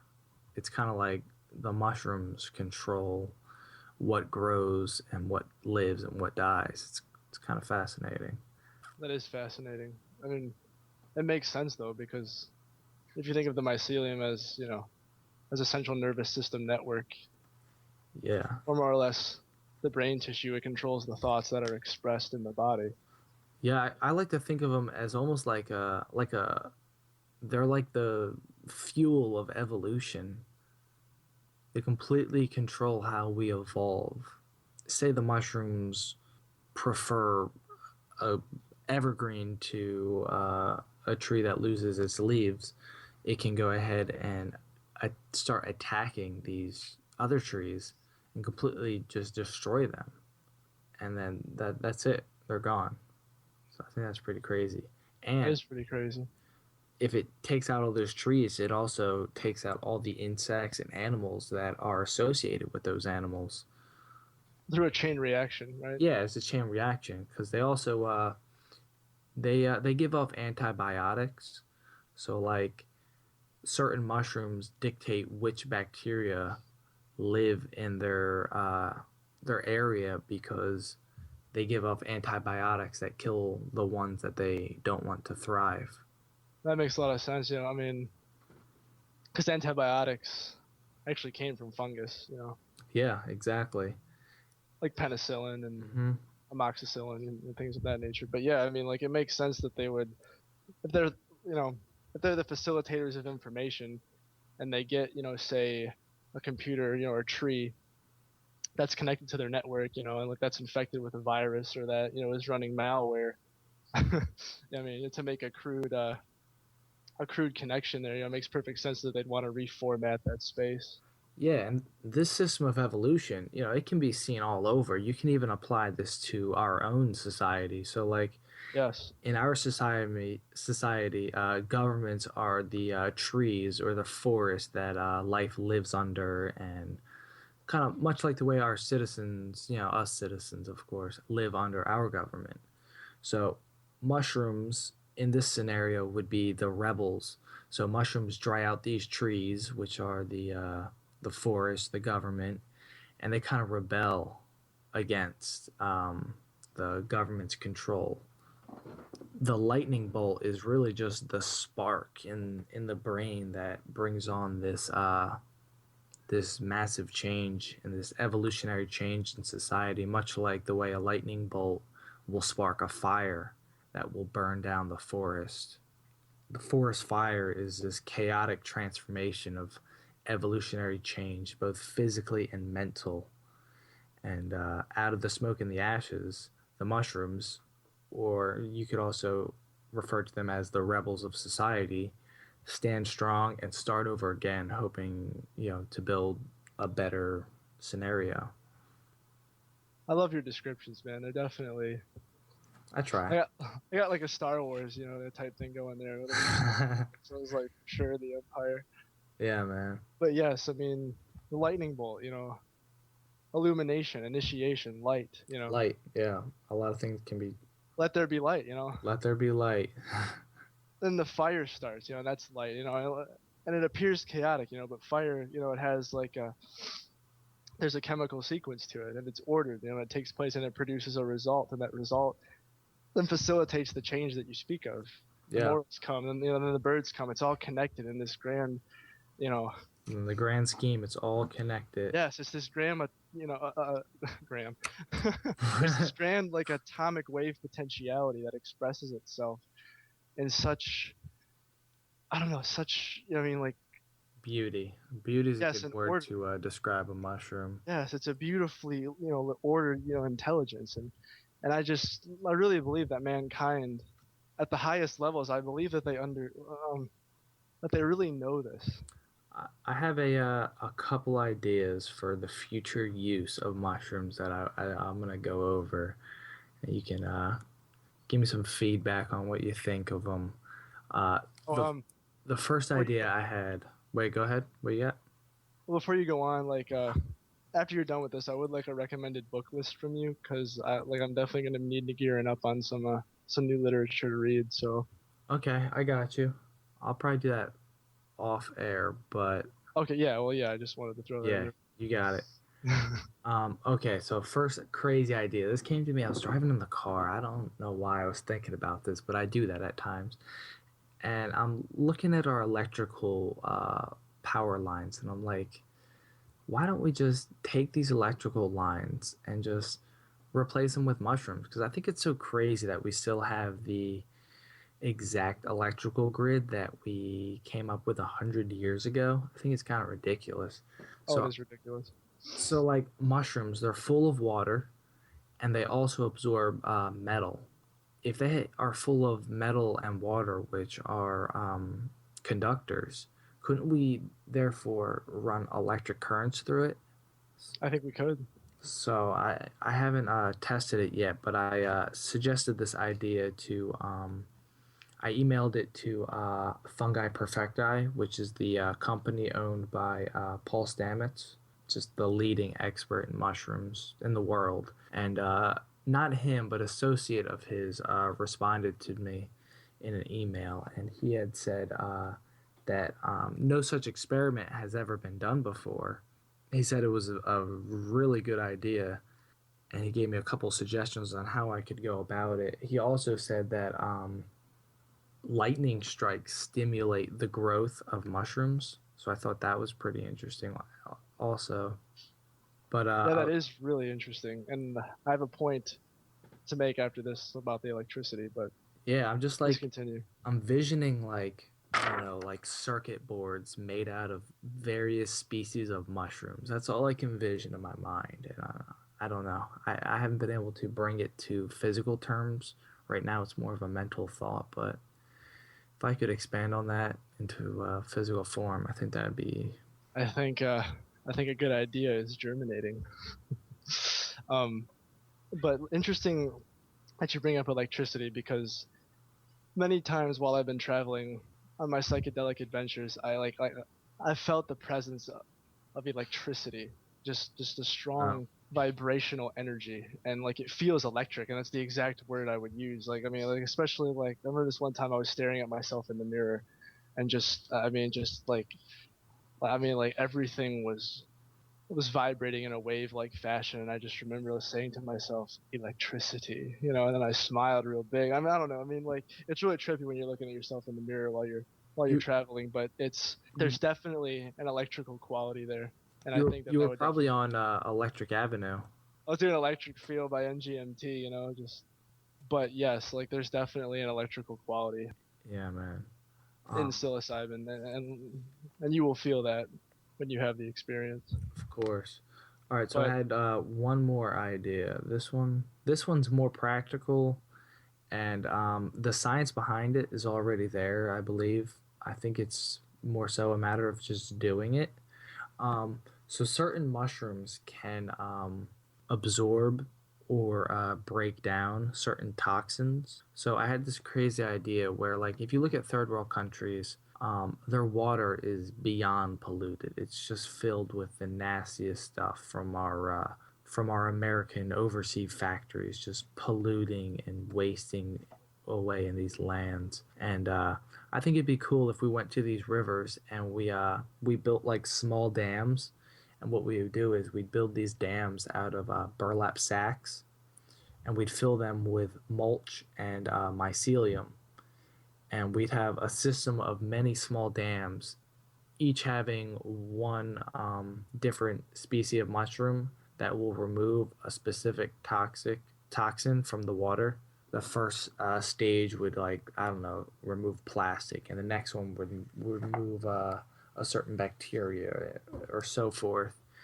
I don't know. I feel like these myco filters could really help to clean water in third world countries.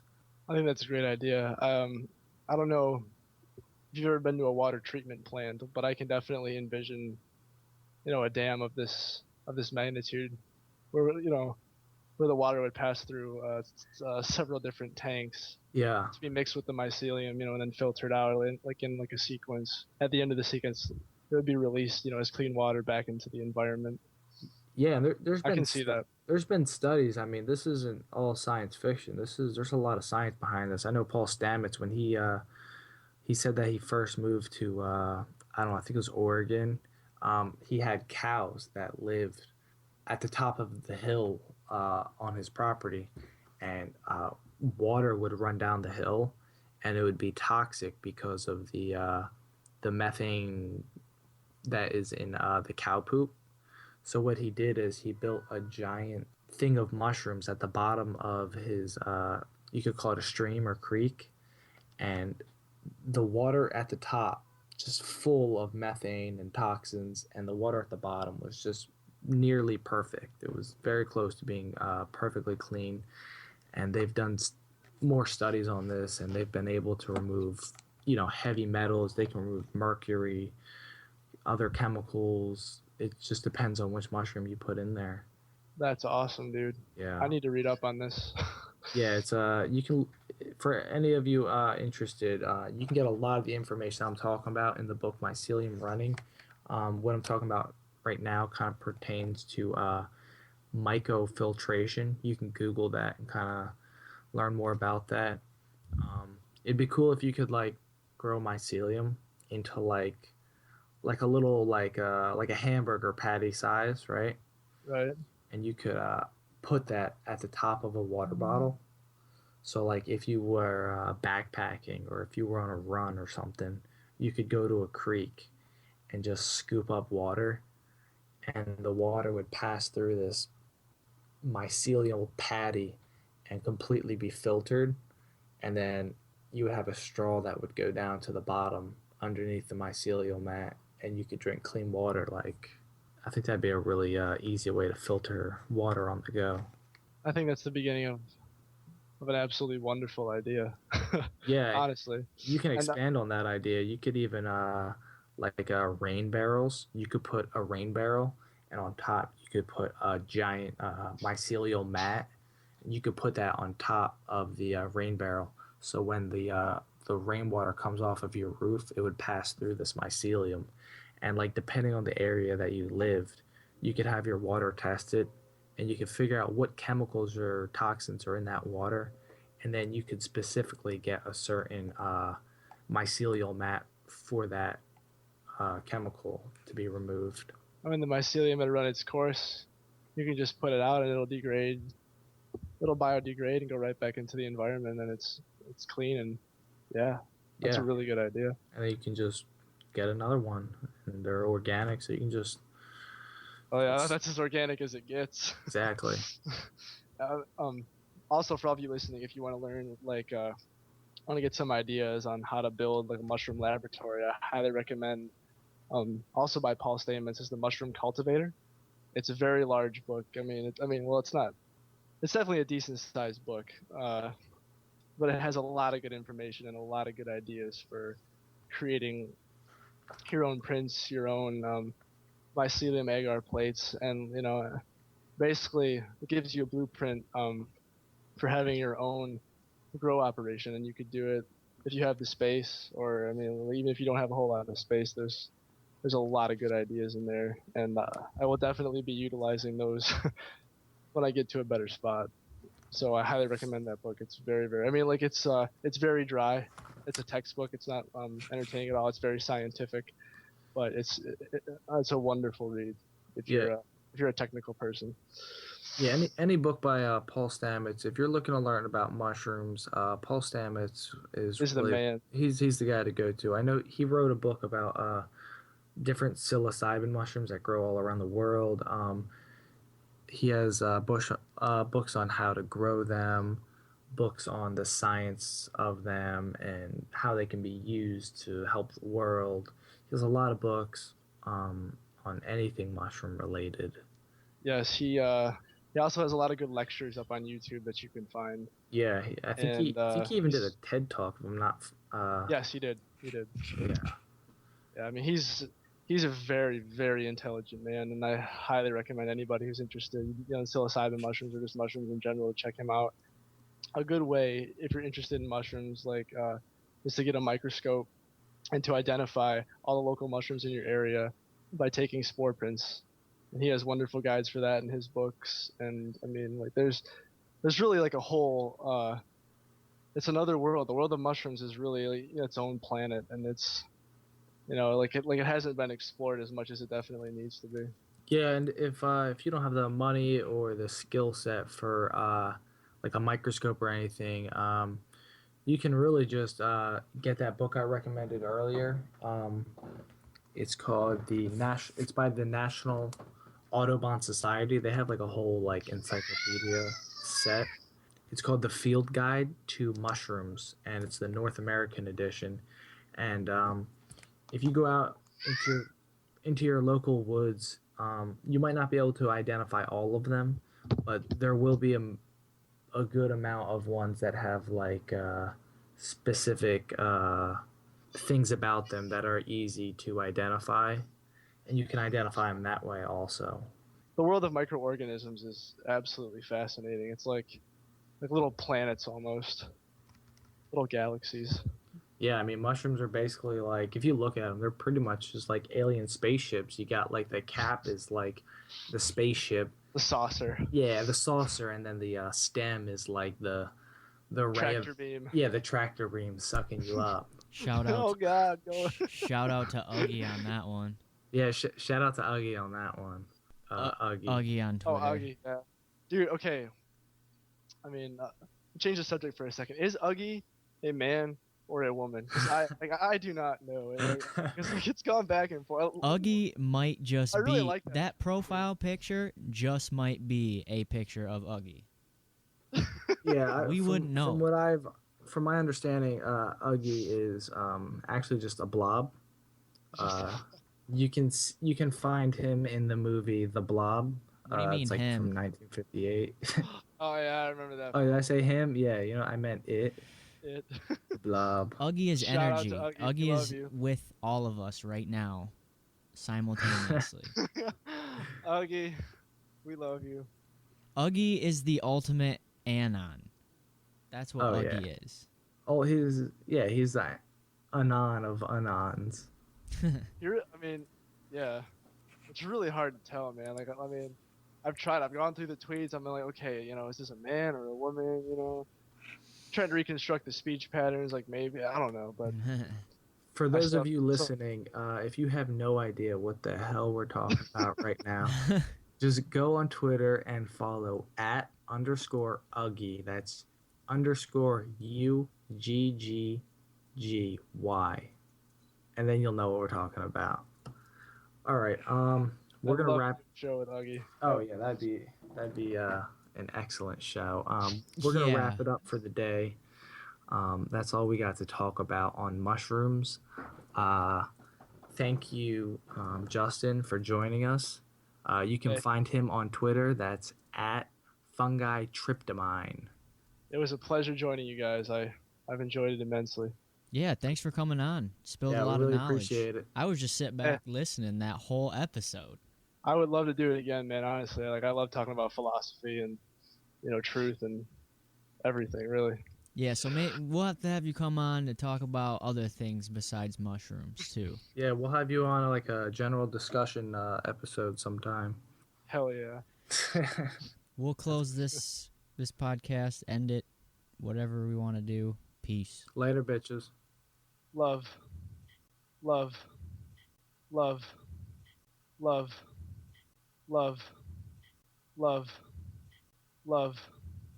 Love. Love. Love. Love. Love.